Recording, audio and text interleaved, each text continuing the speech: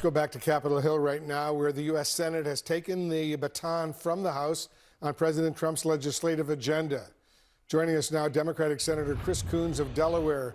Senator, thanks so much for joining us. As you know, the Senate Majority Leader, John Thune, has just 3 votes to spare in this battle. Some Republican senators are balking at cuts to Medicaid, while others have raised serious concerns about how much this bill will add to the national debt. What are you hearing from your GOP colleagues? Is President Trump's so-called big, beautiful bill headed toward passage in the Senate? Well, President Trump's bill certainly is big, but it's not beautiful. It's going to impose terrible cuts on states, on millions of American families, by throwing folks off of health care and making drastic cuts to programs that feed hungry children.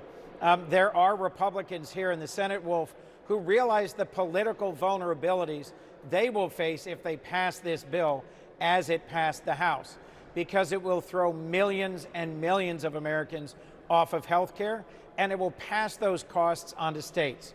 Emergency rooms in my home state of Delaware are already badly overcrowded, but if tens of thousands more people in Delaware, millions more across the country, are kicked off of Medicaid, they will simply have to go for medical care to emergency rooms, and that's going to hurt everybody. It passed the House, what, by 1 vote? Do you think it'll pass the Senate? Look, President Trump is engaged very aggressively. He's trying to muscle Republican senators into committing to vote for a bill they don't want to vote for. On the one hand, you've got senators like Rand Paul, who says he won't vote for it because it raises the debt ceiling by trillions of dollars, recognizing that it will add trillions to the national debt. There's others like Josh Hawley, senator from Missouri, who said he thinks that the deep cuts to Medicaid are cruel and uncalled for. They have a very tough path here. They're also trying to repeal the clean energy investments, the manufacturing tax breaks that were in the Inflation Reduction Act. That'll impact important business growth and manufacturing growth in a dozen states. So, Wolf, they've got their work cut out for them this week as they try to pass this bill with only Republican votes. We'll see what happens. You say this bill, Senator, will take health care away from Americans, but President Trump is emphatic that there will be, in his words, no cuts to Medicare, and says he's only taking on waste, fraud, and abuse. How do you respond to that? That's just not true. And I think it's important that folks look into the facts here. They're cutting hundreds of billions of dollars out of Medicaid by imposing work requirements, by reducing the amount of the federal state share. So in the end, rather than throwing a few fraudsters off of Medicaid, they're going to throw millions of Americans off of Medicaid and pass those costs onto states and onto hospital systems all over our country. We're going to see rural hospitals close. We're going to see urban hospitals overwhelmed. And frankly, it's going to impact the health care of every American. Is there a role for Democrats in these final days before the final vote? Absolutely. What we are doing, both what I'm doing right now with you, Wolf, what we're doing in our home states, and what we're doing on the floor, is raising the alarm about some of the untruthful arguments that are being made by Republicans in favor of this bill. Overwhelmingly, the focus of this bill is in increasing tax cuts for the richest Americans going forward, making sure that they continue to enjoy the deep tax cuts passed in 2017. What it's not doing is reducing the deficit.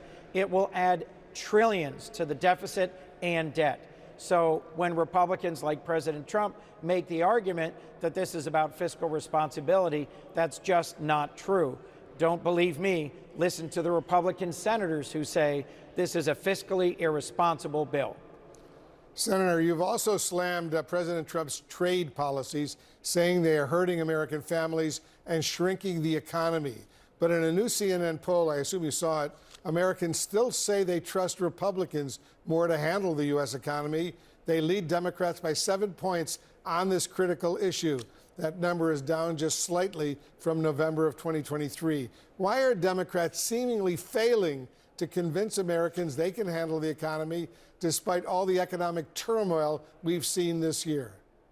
Well, look, Trump, as prices go up and economic growth goes down, and Trump keeps showing the chaos of his approach to tariffs, on again, off again, it's Taco Tuesday. He's decided he's going to chicken out again on massive tariffs on different countries that he's been applying in uneven and underhanded ways.